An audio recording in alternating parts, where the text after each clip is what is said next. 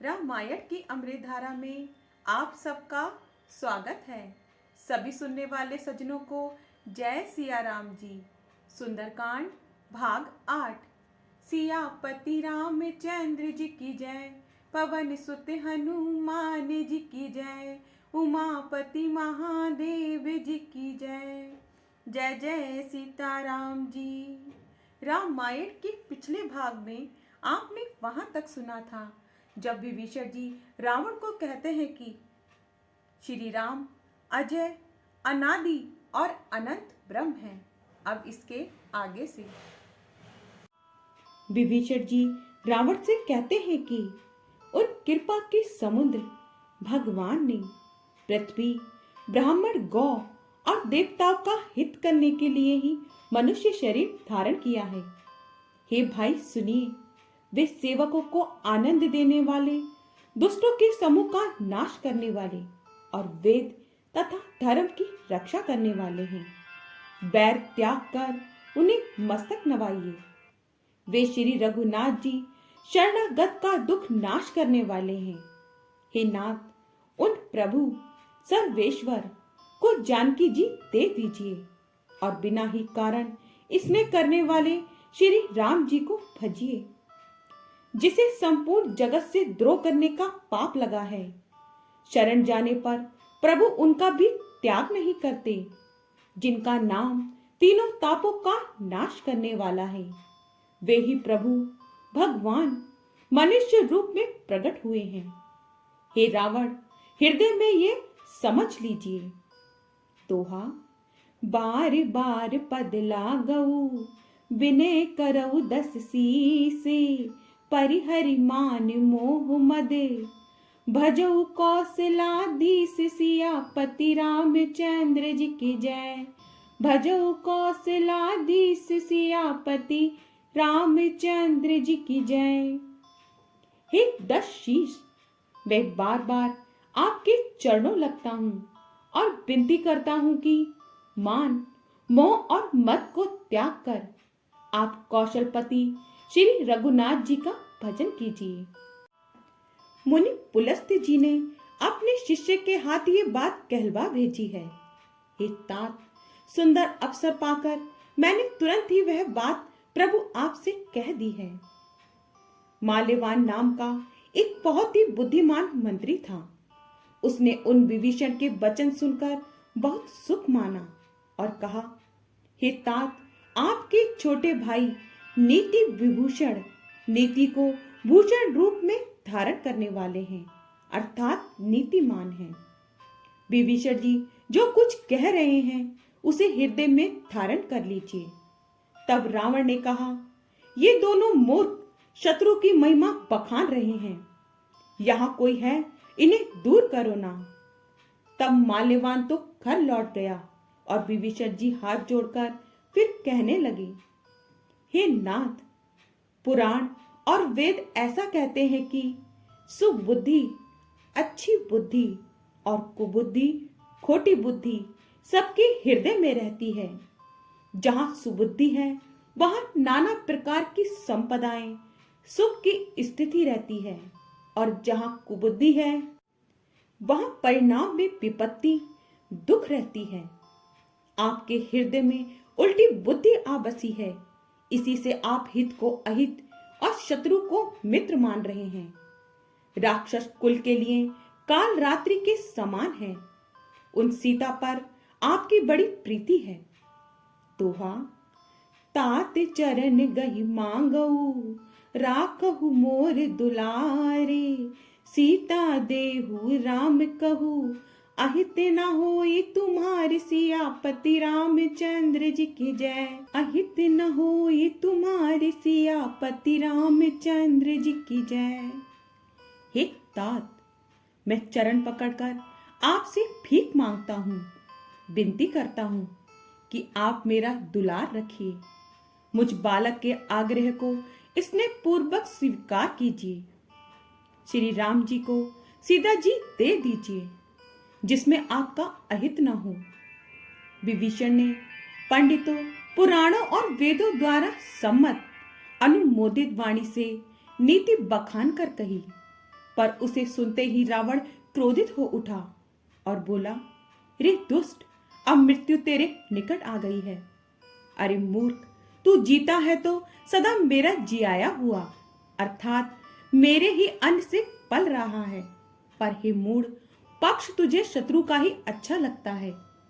अरे दुष्ट, बताना, जगत में ऐसा कौन है जिसे मैंने अपनी भुजाओं के बल से ना जीता हो। रावण कहता है कि मेरे नगर में रहकर प्रेम करता है, वो भी तपस्वियों पर। मूर्ख, उन्हीं से जा मिल और उन्हीं को नीति बता।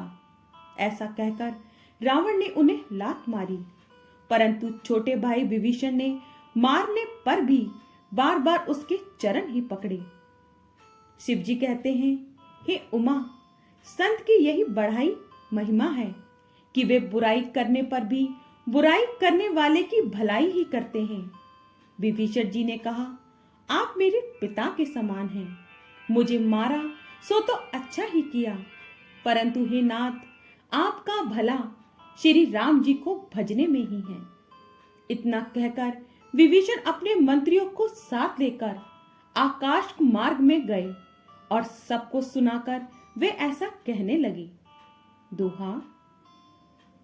राम सत्य संकल्प प्रभु सभा काल बस तोरी, मैं रघुवीर शरण अब जाऊं देहु जन खोरी, सियापति रामचंद्र जी की जय। जाऊं देहु जन खोरी, सियापति रामचंद्र जी की जय। श्री राम जी सत्य संकल्प सर्व समर्थ प्रभु हैं और हे रावण, तुम्हारी सभा काल के वश हैं।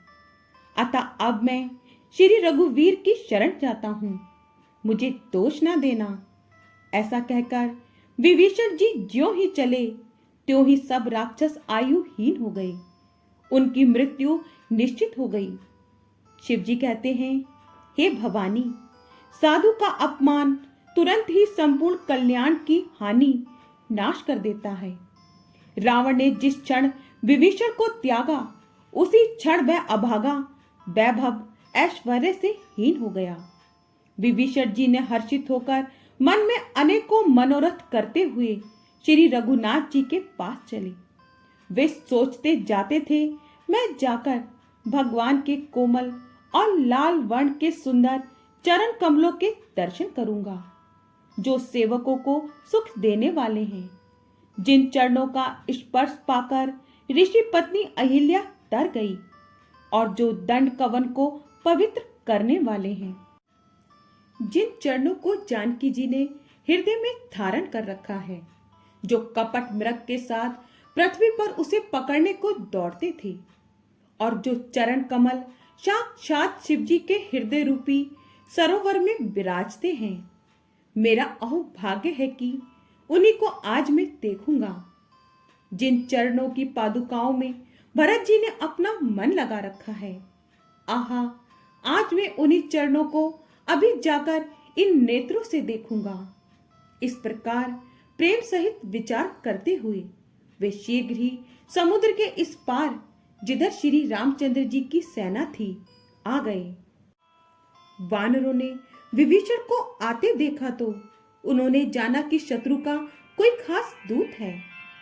उन्हें ठहराकर वे सुग्रीव के पास आए और उनको सब समाचार कह सुनाए। सुग्रीव ने श्री राम जी के पास जाकर कहा कि हे रघुनाथ जी, सुनिए, रावण का भाई आपसे मिलने आया है। प्रभु श्री राम जी ने कहा, हे मित्र, तुम क्या समझते हो, तुम्हारी क्या राय है। वानरराज सुग्रीव ने कहा, हे महाराज सुनिए, राक्षसों की माया जानी नहीं जाती। यह इच्छा अनुसार रूप बदलने वाला छली ना जाने किस कारण आया है। जान पड़ता है ये मूर्ख हमारा भेद लेने आया है, इसलिए मुझे तो यही अच्छा लगता है कि इसे बांध कर रखा जाए। श्री राम जी ने कहा, हे मित्र, तुमने नीति तो अच्छी विचारी, परंतु मेरा प्रण तो है शरणागत के भय को हर लेना। प्रभु के वचन सुनकर हनुमान जी हर्षित हुए और मन ही मन कहने लगे कि भगवान कैसे शरणागत वत्सल शरण में आए हुए पर पिता की भांति प्रेम करने वाले हैं। दोहा। शरणागत कहु जे तजहई, निज अनहित अनुमानी, ते नर पावर पाप में, तिन्है बिलोकत हानि, सियापति रामचंद्र जी की जय। तिन्है बिलोकत हानि, सियापति रामचंद्र जी की जय। श्री राम जी फिर बोले, जो मनुष्य अपने अहित का अनुमान करके शरण में आए हुए का त्याग कर देते हैं, वे पामर हैं, पापमय हैं। उन्हें देखने में भी हानि है, पाप लगता है। जिसे करोड़ों ब्राह्मणों की हत्या लगी हो, शरण में आने पर मैं उसे भी नहीं त्यागता। जीव ज्यों ही मेरे सम्मुख होता है, त्यों ही उसके सैकड़ों जन्मों के पाप नष्ट हो जाते हैं। पापी का यह सहज स्वभाव होता है कि मेरा भजन उसे कभी नहीं सुहाता। यदि वह रावण का भाई निश्चय ही दुष्ट हृदय का होता तो क्या वह मेरे सम्मुख आ सकता था? जो मनुष्य निर्मल मन का होता है, वही मुझे पाता है। मुझे कपट और छल छिद्र नहीं सुहाते। यदि उसे रावण ने भेद लेने को भेजा है, तब भी हे सुग्रीव, अपने को कुछ भी भय या हानि नहीं है, क्योंकि हे सखे, जगत में जितने भी राक्षस हैं, लक्ष्मण क्षण भर में उन सबको मार सकते हैं। और यदि वह भयभीत होकर मेरे शरण आया है, तो मैं उसे प्राणों की तरह रखूंगा। दोहा। उभय भांति ते ही आनहु, हंसी कह कृपा निकेते, जय कृपाल कही कपि चले, अंगद हनु समेत, सियापति रामचंद्र जी की जय। कृपा के धाम श्री राम जी ने हंसकर कहा, दोनों ही स्थितियों में उसे ले आओ। तब अंगद और हनुमान सहित सुग्रीव जी कृपालु श्री राम जी की जय हो कहते हुए चले। आगे का भाग कल। जय सिया राम जी। आपको पसंद आए तो लाइक शेयर कमेंट्स कीजिए और हमारे चैनल को सब्सक्राइब कीजिए। जय सिया राम जी।